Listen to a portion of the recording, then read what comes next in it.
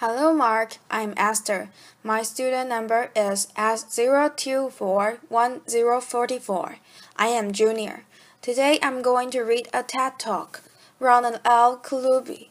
This app knows how you feel from the look on your face. Our emotions influence every aspect of our lives, from our health and how we learn, to how we do business and make decisions, big ones and small. Our emotions also influence how we connect with one another. We've evolved to live in a world like this, but instead, we are living more and more of our lives like this. This is the text message from my daughter last night, in a world that's devoid of emotion. So I'm on a mission to change that. I want to bring emotions back into our digital experiences. I started on this path 15 years ago. I was a computer scientist in Egypt, and I had just gotten accepted to a PhD program at Cambridge University. So I did something quite unusual for a young newlywed Muslim Egyptian wife. With the support of my husband, who had to stay in Egypt, I packed my bags and I moved to England. At Cambridge, thousands of miles away from home, I realized I was spending more hours with my laptop than I did with any other human.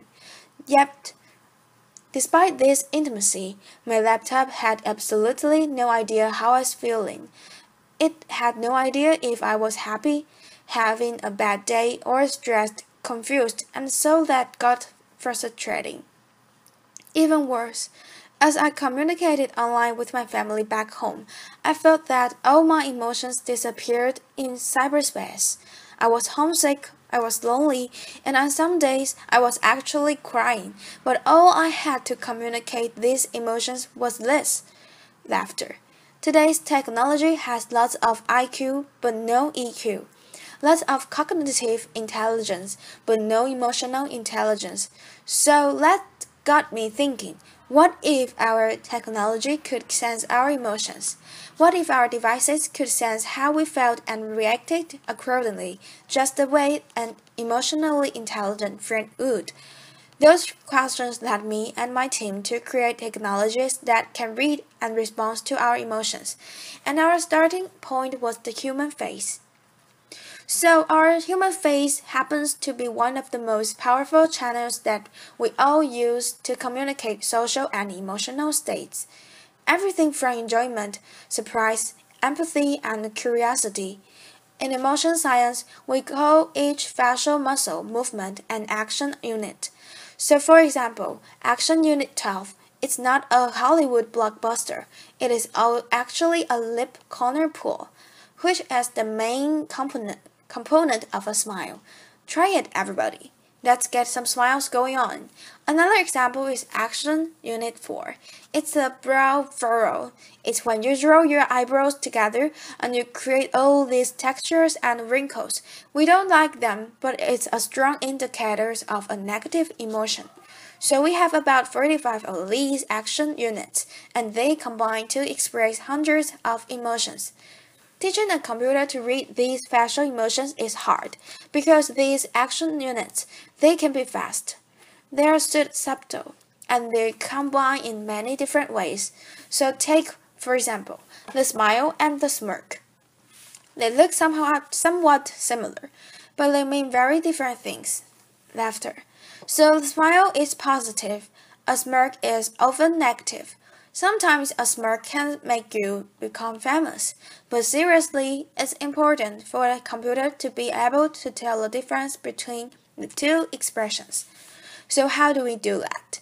We give our algorithms tens of thousands of examples of people we know to be smiling, from different ethnicities, ages, genders, and we do the same for smirks. And then, using deep learning, the algorithm looks for all these textures and wrinkles and shape changes on our face, and basically learns that all smiles have common characteristics. All smirks have subtly different characteristics, and the next time it sees a new face, it essentially learns that this face has the same characteristics of a smile, and it says, "Aha, I recognize this. This is a smile expression." So the best way to demonstrate how this technology works is to try a live demo. So I need a volunteer, preferably somebody with a face. Laughter. Chloe going to be our volunteer today. So over the past 5 years, we've moved from being a research project at MIT to a company, where my team has worked really hard to make this technology work, as we like to say, in the wild, and we've also shrunk it so that the core emotion engine works on any mobile device with a camera like this iPad. So let's give this a try. As you can see, the algorithm has essentially found Chloe's face, so it's this white bounding box, and it's tracking the main feature points on her face. So her eyebrows, her eyes, her mouth, and her nose. The question is, can it recognize her expression?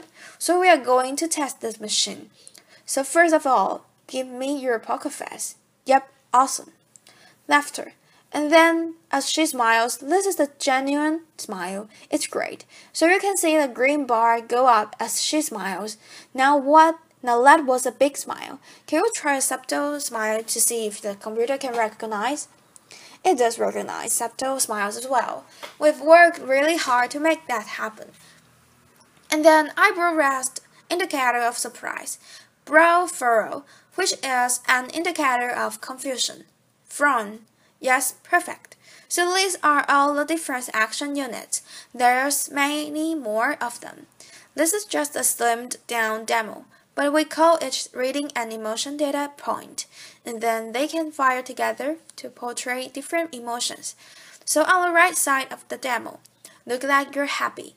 So that's joy. Joy fires up, and then give me a digest face. Try to remember what it was like when Zion left One Direction. Laughter. Yeah, wrinkle your nose. Awesome. And then valence is actually quite negative, so you must have been a big fan. So valence is how positive or negative an experience is, and engagement is how expressive she is as well. So imagine if Chloe had access to this real-time emotion stream, and she could share it with anybody she wanted to. Thank you.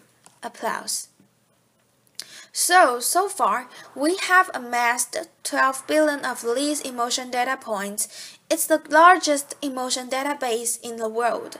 We've collected it from 2.9 million face videos, people who have agreed to share their emotions with us, and from 75 countries around the world.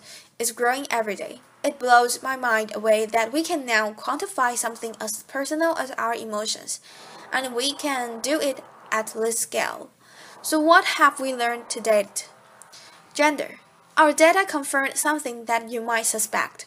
Women are more expressive than men. Not only do they smile more, their smiles last longer. And we can now really quantify what it is that men and women respond to differently. Let's do culture. So in the United States, women are 40% more expressive than men, but curiously, we don't see any difference in the UK between men and women. Laughter. Age. People who are 50 years and older than 25% more emotive than younger people.